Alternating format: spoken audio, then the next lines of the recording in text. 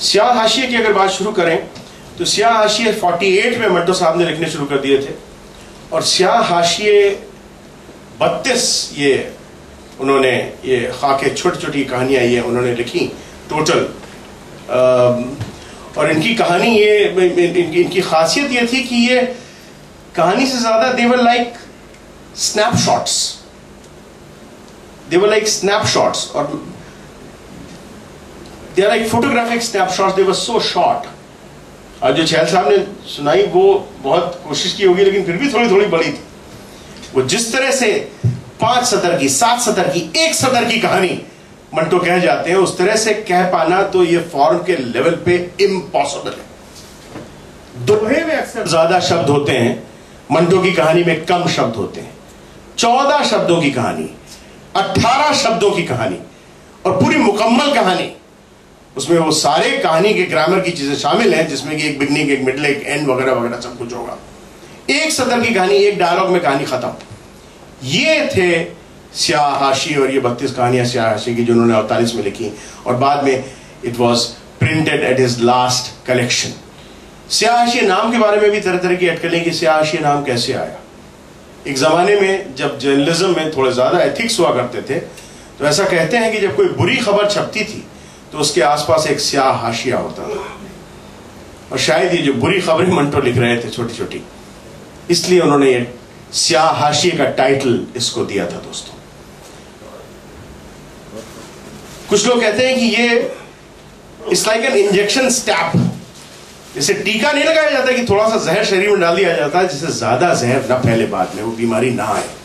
इस तरह के छोटे छोटे टीके थे जो मंटो दे रहे थे, which went like a stab into your heart। वो जरा जरा सा जहर जो आपको दे रहे थे कि आप बाकी जहर के असर से आप महफूज रह सकें। ये वो टीके थे जो मंटो लगा रहे थे इन स्याह हाशियों की कहानियों से अपने। और ये जो स्नैपशॉट की बात है दोस्तों, मैं यहाँ 1-2 नाम लेना चाहूंगा, खास करके एक नाम है बड़ा, मार्गरेट बर्क वाइट।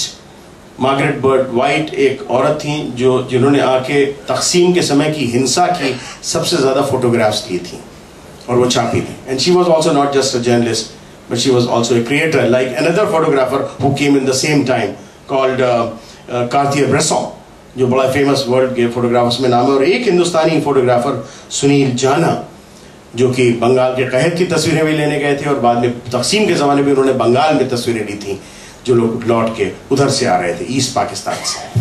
तो ये 3 फोटोग्राफर्स जो काम उस समय कर रहे थे, जिनकी वजह से ये पार्टीशन की दास्तान, गांधी जी का मरना, उस समय की वायलेंस, ये सारी चीज़ें दुनिया में पहुंच सकी थी। वही काम उस तरह से एक कलाकार और कर रहा था जिसका नाम था सआदत हसन मंटो, कि वो स्नैपशॉट्स के जरिए ये चीजें पूरी दुनिया तक पहुंचाने की कोशिश कर रहा था। दोस्तों, मैं एक छोटे सा मंटो का कोट आपको और देना चाहूंगा, और ये कोट क्या है, ये जो स्याह हाशिए का पेश लफ्ज जो उन्होंने जो लिखा था, ये वो पेश लफ्ज है उसका, ये उसका डेडिकेशन है उस आदमी के नाम जिसने अपनी खुरेजियों का जिक्र करते हुए कहा, जब मैंने एक बुढ़िया को मारा तो मुझे ऐसा लगा कि मुझसे कत्ल हो गया है।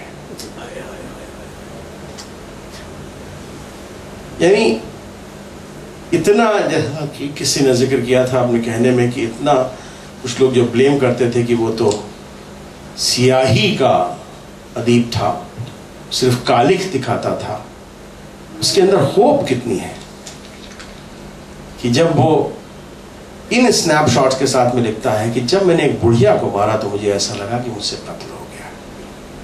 तब तक नहीं लगा था दोस्तों।